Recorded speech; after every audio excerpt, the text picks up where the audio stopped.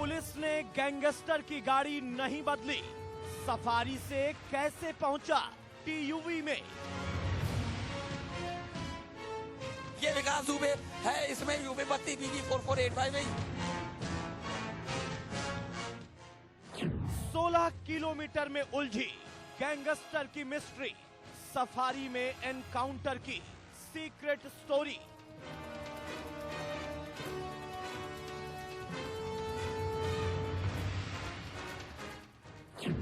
विदेशों में विकास का काला खजाना, एसटीएफ की जांच में बड़ा खुलासा।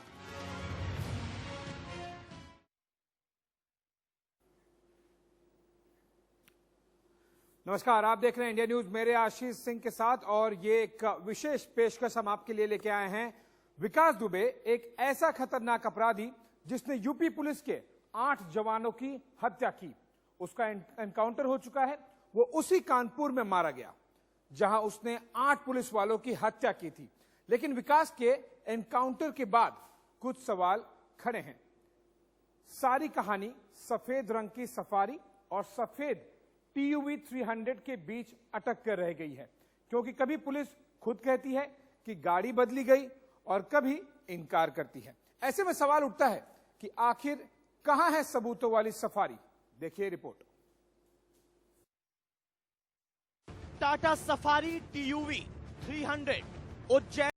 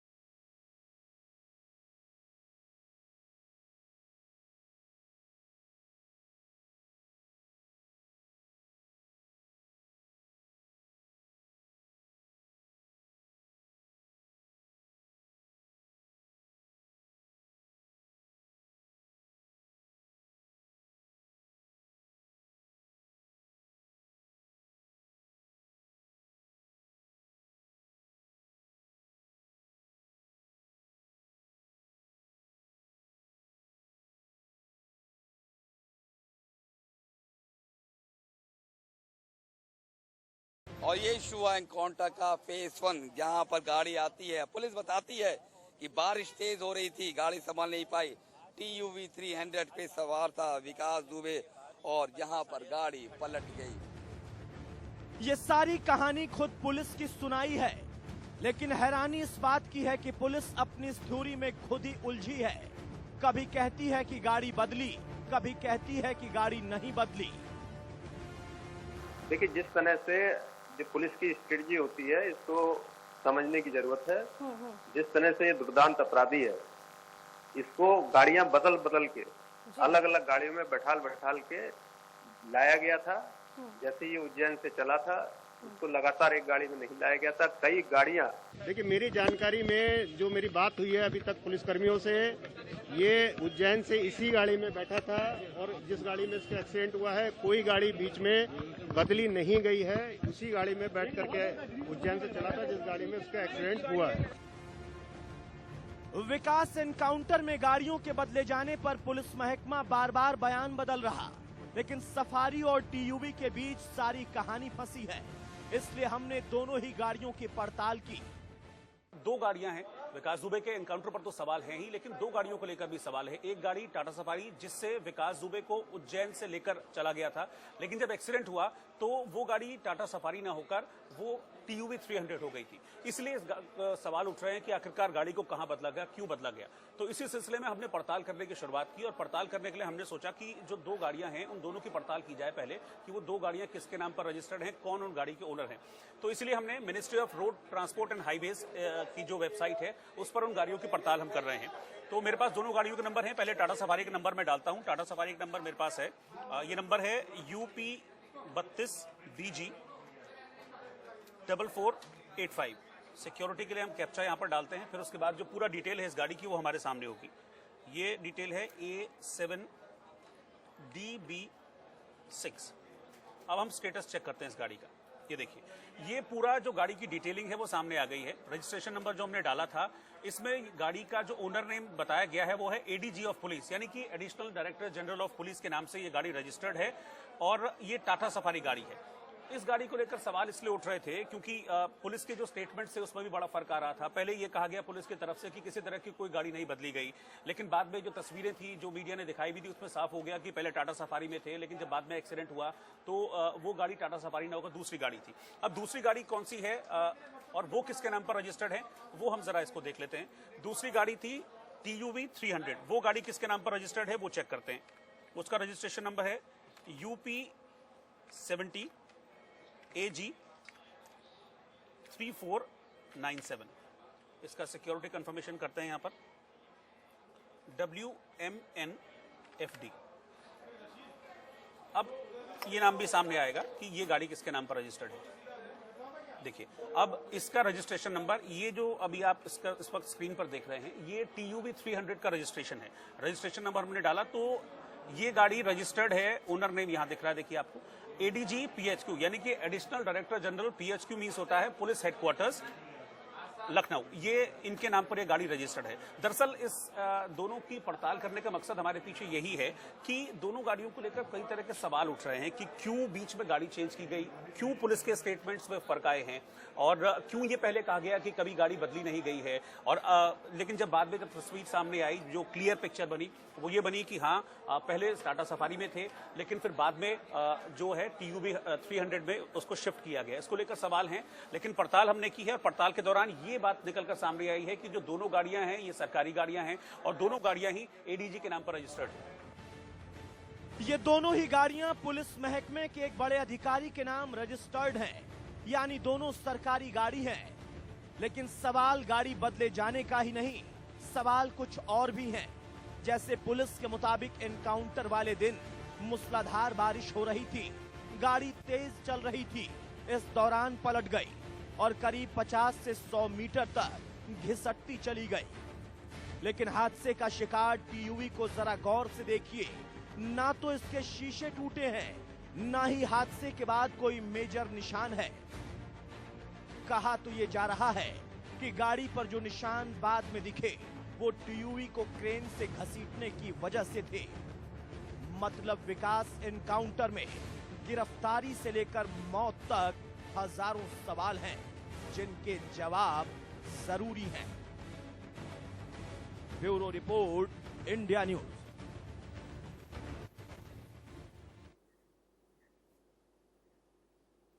अब इस रिपोर्ट के बाद हमारे साथ जुड़ गए हैं कौशलेंद्र प्रताप सिंह, जो कि SO हैं बिठूर पुलिस स्टेशन के, और ये उस इनकाउंटर में भी शामिल थे और उन चुनिंदा पुलिसकर्मियों में से एक हैं जिन्होंने 2 जुलाई को जब एनकाउंटर हुआ था वहां पर उन्होंने ब्रेवरी दिखाई थी और उस एनकाउंटर में शामिल थे। सिंह साहब, बहुत बहुत शुक्रिया इंडिया न्यूज से बात करने के लिए। सबसे पहले मैं आपसे जानना चाहूंगा कि 2 जुलाई की रात को हुआ क्या था। हमने अब तक कई बातें सुनी हैं कि काफी लाइट आप लोगों के ऊपर थी, उनकी तरफ नहीं थे, उनके पास काफी अरेंजमेंट्स थे, सेमी ऑटोमेटिक वेपन्स थे। आपकी टीम और आप SO जो चौबेपुर पुलिस स्टेशन है उनके कहने पर सीधा आप एनकाउंटर की तरफ बढ़ गए। लेकिन क्या आपको इस बात का अंदाजा था कि विकास दुबे एंड गैंग इतनी तैयार है, इतने वेपन्स हैं और उनको पहले से ही टिप ऑफ है?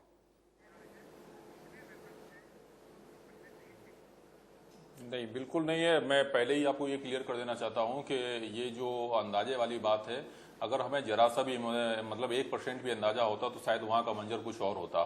क्योंकि इस तरह की कई सारी दबिश हम लोगों ने दी हैं, लेकिन कभी भी इस तरह की कोई भी प्रिपरेशन का जो है हमारे पास में बिल्कुल भी अंदाजा नहीं था। क्योंकि जिस तरह से हम लोगों को बताया गया था, मात्र सिर्फ इतना बताया गया था एक दबिश में चलना है, और चूंकि और भी फोर्स है तो जो हम लोगों को एक थोड़ा सा एक चलते समय बताया गया था कि ये फोर्स इसलिए है कि शायद पब्लिक जो है, वहाँ की पब्लिक अगर कोई विरोध करेगी तो पब्लिक को दिखाने के लिए है, वो पब्लिक के लिए ही है।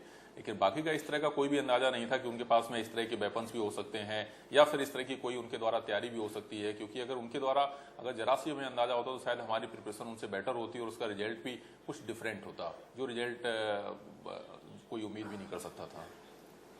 जी कौशलेंद्र जी, जिस तरह से हमने देखा है कि विकास दुबे का काफी दबदबा था वहां पर और काफी बड़ी गैंग थी, कोई 2-4 लोगों वाली बात नहीं थी और सेमी ऑटोमेटिक वेपन्स का भी इस्तेमाल किया गया था। मैं चाहूंगा कि आप क्योंकि आप सीधा लाइन ऑफ फायर में थे, आप उस जो टीम थी वहां पर उनमें से एक टीम को लीड कर रहे थे, क्या हुआ 2 रात को, अगर आप घटना दो की रात को अगर आप घटनाक्रम के जरिए हमारे दर्शकों को समझा सके, क्योंकि पूरी कहानी ही शुरू वहां से हुई और जो कि परसों खत्म हुई। बिल्कुल, कहानी इस तरह से थी, जब हम लोगों ने अपनी गाड़ियों को वहां से घटना से तकरीबन 200-250 मीटर जो है पहले ही पार कर दिया था, और पार करने के बाद में फिर हम लोग जो है पैदल गए थे, और जो ही पैदल जा रहे थे तो रास्ते में हम लोग को एक जेसीबी मिली थी, और उस जेसीबी को क्रॉस करने के लिए क्या है ना, सभी लोग एक साथ क्रॉस नहीं कर सकते थे जी। तो उसमें क्या है ना, हम लोग जो है लाइन अप होकर के ही क्रॉस कर रहे थे। चूंकि सबसे आगे मेरे चौकी इंचार्ज अनूप सिंह थे, और अनूप सिंह के बाद में फिर मैं था और मेरी टीम थी, इसके बाद में अन्य थानों का फोर्स भी था। तो जैसे ही हम लोग आगे बढ़े हैं तो बढ़ने के बाद में सबसे पहले उसके विकास दुबे की छत पे हमें 2 लोग दिखाई दिए हैं। तो उन 2 लोगों को जो है वो उन्होंने भी हमको देख लिया, तो देखने के बाद तुरंत उनका मूवमेंट होने लगा। तो मूवमेंट होने लगा तो हम लोगों को ऐसा फील हुआ कि शायद ये भागने का प्रयास कर रहे हैं, तो इससे पहले कि वो भागें तो इसके घर को घेर लिया जाए। चूंकि हालांकि हम लोगों को उसके घर का भी अंदाजा नहीं था कि घर उसका कितना बड़ा है और उस घर में कितने दरवाजे हैं या कहां से निकलने का है क्या है। तो हम लोग एक रफ आइडिया लेकर के, क्योंकि जो इधर की तरफ भाग रहे थे तो हम लोग उधर ही की तरफ जो है वो जाना चाहा। तो जैसे ही हम उधर की तरफ निकले और वैसे ही हमारे ऊपर जो है यकायक फायरिंग होने लगी, और वो फायरिंग जो है इतनी जोरदार फायरिंग थी कि 1 मिनट में ही तकरीबन जो है मुझे लगता है शायद 20-25 राउंड जो है हमारे ऊपर फायर हुए होंगे। तो उसमें पहले ही राउंड में जो है मैं और मेरे साथ में अनफोर्स जो है उनको गोली भी कुछ लोगों को लगी, और साथ में वो लोग जो है जहां जिसको छिपने का और पोजीशन लेने की जगह मिल सकती थी वहां उन्होंने अपने आप को सेफ साइड लेते हुए वहां पे पोजीशन लिया। और उसके बाद में फिर तब तक हमारे 2 कांस्टेबल को गोली भी लग चुकी थी। तो उनके द्वारा मुझे बताया गया कि नहीं जो है गोली लग चुकी है सर। तो चूंकि उसको एक कांस्टेबल को हमारे पेट में गोली लगी हुई थी, जो पेट की गोली जो है थोड़ा सा सीरियस था और उसको सीवियर ब्लीडिंग भी हो रही थी मौके पर। तो उसकी ब्लीडिंग को देखते हुए फिर मेरे पास चूंकि पिस्टल था, और पिस्टल में भी चूंकि मेरे करीबन 4-5 राउंड ऑलरेडी फायर हो चुके थे, तो मुझे पता था कि मेरे पास से बहुत ज्यादा राउंड भी नहीं है।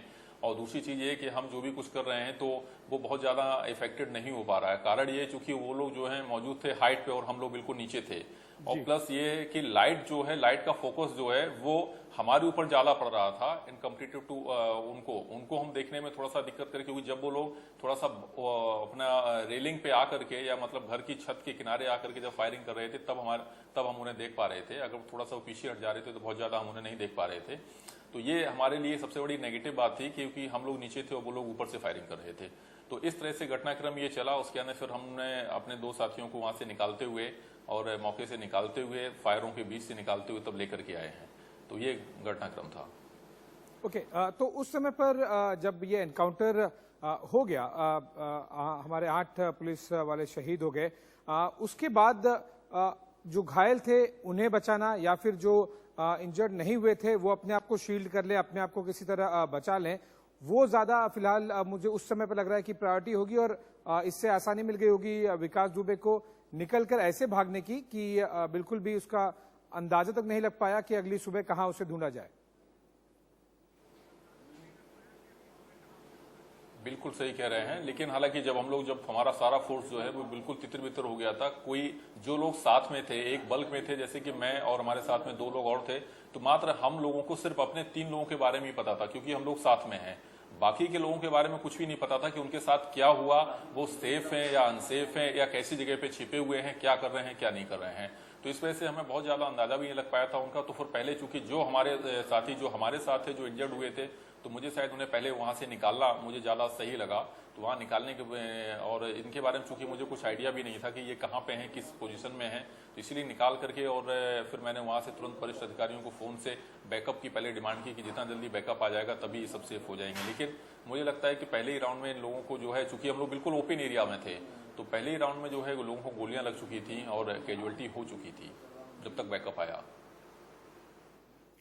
कौशलेंद्र जी, जब ये फायरिंग वाला, क्योंकि एक बहुत फियर्स गन बैटल, एकदम लिटरली एनकाउंटर्स वाली सिचुएशन थी वहां पर, कैसे, किस समय आपको लगा कि अब आपको फायरिंग रोककर पहले अपनी और जो आपकी टीम है उनकी जान बचाना ज्यादा जरूरी है? क्योंकि विकास दुबे एंड गैंग बहुत ज्यादा तैयार थे, बहुत ज्यादा हावी थे, चाहे वो वेपन्स हो, लाइट हो, सिचुएशन हो, और उन्हें पहले से टिप ऑफ भी था। बिल्कुल, ये मुझे तब फील हुआ जब मेरे पास में, चूंकि उस समय जो है उस रात मेरे पास मात्र 8 राउंड थे, और 8 राउंड के बाद में जिसमें करीबन 4-5 राउंड जो है मेरे चल भी चुके थे, और फिर मुझे ये लगा कि चूंकि इधर सीवियर ब्लीडिंग भी हो रही थी, अजय को सीवियर ब्लीडिंग भी हो रही थी, वो बार बार मुझसे कह रहा था कि सर मुझे गोली लग चुकी है, मुझे खून बह रहा है। तो फिर मुझे इस चीज का एहसास हुआ कि मेरे पास में कुछ ज्यादा कुछ बचा भी नहीं है। और फिर जहां पे हम लोग पहले जहां से मोर्चा लिए हुए थे, जहां पे रुके हुए थे, वहां से फिर हम ट्रॉली के पीछे जब आ गए तो उन लोगों ने मुझे देख लिया था, फायर भी किए हमारे ऊपर में। लेकिन फिर क्या है, चूंकि हम जब ट्रॉली के पीछे आ गए तो ट्रॉली पे उनका फायर कोई असर नहीं कर पा रहा था, तो उनके द्वारा बोला गया कि इसको बम मारो, बम। जब उन्होंने बम का नाम लिया तो फिर हम लोगों को इस चीज का एहसास हुआ कि अब हम लोग बुरी तरह से फंस सकते हैं। अगर अब हम लोगों ने कोई डिसीजन नहीं लिया या यहाँ से नहीं निकले तो निश्चित तौर पे हम भी यहीं पे मारे जाएंगे। तो उस वक्त एक बगल में एक टूटा हुआ घर था, तो हम लोग अचानक उस टूटे हुए घर में चले गए, और एक किस्मत के भरोसे कह लीजिए या अल्लाह कह लीजिए कि वो टूटे हुए घर का जो रास्ता है वो एक खरंजे पे खुलता था। तो हम लोग वहां से जो है खरंजे पे आ गए, और खरंजे से फिर वहां पे एक विकास दुबे जो अभी इनकाउंटर में मारा गया है, नहीं विकास नहीं, वो अमर दुबे जो उसका भतीजा था, अमर दुबे के घर के नीचे से जो है हम लोग क्रॉस करके फिर आगे की तरफ निकले हैं। उस समय अमर दुबे था छत पे, लेकिन चूंकि उसका डायरेक्शन जो था वो देख रहा था दूसरी तरफ की तरफ था, तो इसलिए फिर हम लोग सेफली निकल आए हैं। क्योंकि उस समय मेरे पास सारे राउंड भी खत्म हो गए थे, कवर फायर देते हुए इन लोगों को सेफली वहां से निकालते हुए, तो मेरे पास राउंड भी नहीं थे। कौशलेंद्र जी, आप और आपकी टीम ने किसी भी हीरोइक से कम काम नहीं किया है। जिस तरह से आप डिस्क्राइब कर रहे हैं कि वो एक काली रात थी और एक लाइन ऑफ फायर, इतना ज्यादा गन बैटल था। 2 छोटे प्रश्न मैं आपसे जानना चाहूंगा ताकि हमारे दर्शकों को उस रात का अंदाजा हो कि कितना फियर्स एनकाउंटर था, कितना वहां पर ज्यादा गोलीबारी हो रही थी। पहला कि एक अंदाजन आप बता सकते हैं कि लगभग कितने लोग थे विकास दुबे एंड गैंग में उस रात को जो लगातार फायरिंग कर रहे थे? दूसरा एक सब क्वेश्चन है कि सेमी ऑटोमेटिक वेपन का इस्तेमाल किया गया था, ये बात अब सामने आ चुकी है, लेकिन क्या सारी की सारी सेमी ऑटोमेटिक वेपन थी जितना विकास दुबे एंड गैंग ने घेर के रखा था? नहीं, ऐसा नहीं है। देखिए, मैं दोनों चीजों का एक एक करके जवाब देता हूं। पहली चीज तो ये है कि वहां पे सेमी ऑटोमेटिक जो वेपन्स की वाली बात आ रही है, तो सारे तो नहीं थे, इसलिए क्योंकि कुछ मुझे भी कुछ छर्रे लगे हुए हैं, तो उससे ये प्रतीत होता है कि उसमें उनके पास 12 बोर का जो है पंप एक्शन गन भी रहा होगा, जिसकी वजह से उन्होंने हमारे ऊपर फायर किया।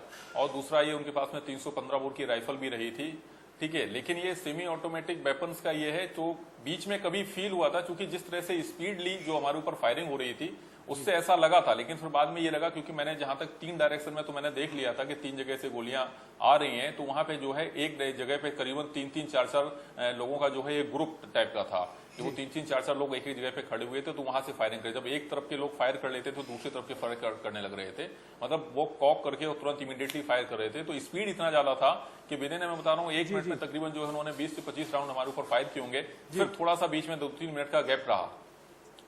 जी, बहुत बहुत शुक्रिया कौशलेंद्र जी, आपने समय निकाला, हमसे बात की, और न केवल आप, आपकी पूरी टीम और 8 जो पुलिस वाले शहीद हुए उन सभी को हमारा सलाम।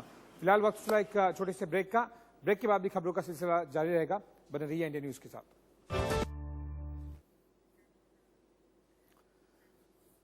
वेलकम बैक, और खबरों के सिलसिले को आगे बढ़ाते हैं। जिस तरह से 2 जुलाई की रात को एनकाउंटर हुआ था, अब और इस बातचीत को बढ़ाते हुए आगे हमारे साथ मेरे सहयोगी खुर्रम निजामी जो जुड़ गए हैं, साथ ही साथ दीपक शर्मा जी जो कि वरिष्ठ पत्रकार हैं और क्राइम रिपोर्टिंग में सबसे बड़े नामों में से एक हैं, वो भी हमारे साथ जुड़ेंगे कुछ ही मिनटों में। खुर्रम निजामी जी, आपसे जानना चाहेंगे कि अभी जो इन्वेस्टिगेशन हो, चाहे वो विकास दुबे का एनकाउंटर वाली बात हो या फिर जो 2 जुलाई को एनकाउंटर हुआ था, दोनों अलग अलग पैरेलल इन्वेस्टिगेशन चल रहे हैं, क्योंकि 2 जुलाई वाले इंसिडेंट में भी कुछ गिरफ्तारियां हुई हैं, चाहे वो मुखबिरी की बात हो या फिर किस तरह से पैसिव सपोर्ट दिया गया था, एक्टिव सपोर्ट दिया गया था विकास दुबे गैंग को 2 जुलाई की रात को, वो एक अलग इन्वेस्टिगेशन चल रही है।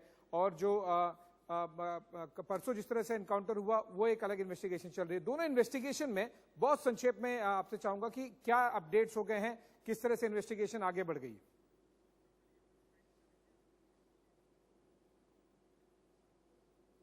यहाँ पर कानपुर के पास 23 लोग की लिस्ट है जिनको पकड़ना है, धर पकड़ना है। उसमें से एक बंबई में अरेस्ट किया गया है। तो एक इन्वेस्टिगेशन चल रही है कि उसका जो पूरा गैंग है विकास दुबे का, उसको जड़ से खत्म कर देना है ताकि कोई भी पनप ना पाए। दूसरा इन्वेस्टिगेशन जो चल रहा है वो ये चल रहा है कि किस तरीके से जो एनकाउंटर हुआ वो कितना सही था, कितना गलत था। ये इसको ये नॉर्मल सा प्रोसीजर होता है। देखिए, जब भी कहीं भी कोई भी कैसा भी एनकाउंटर होता है तो उसके बाद पूरा प्रोसीजर होता है। जो एक गाइडलाइन है सुप्रीम कोर्ट की, अगर कोई एनकाउंटर होता है उसके बाद पूरा जो टीम ने किया है उसको ये पूरा बताना पड़ता है कि जो एनकाउंटर हुआ है वो जरूरी था। अब जो बिल्कुल नजर बनाए रखिएगा आप इन दोनों इन्वेस्टिगेशन पर। आपके पास आते रहेंगे दिन भर और अपडेट्स के लिए बहुत बहुत शुक्रिया फिलहाल के लिए। वक्त तो चला एक और छोटे से ब्रेक का। ब्रेक के बाद भी खबरों का सिलसिला जारी रहेगा।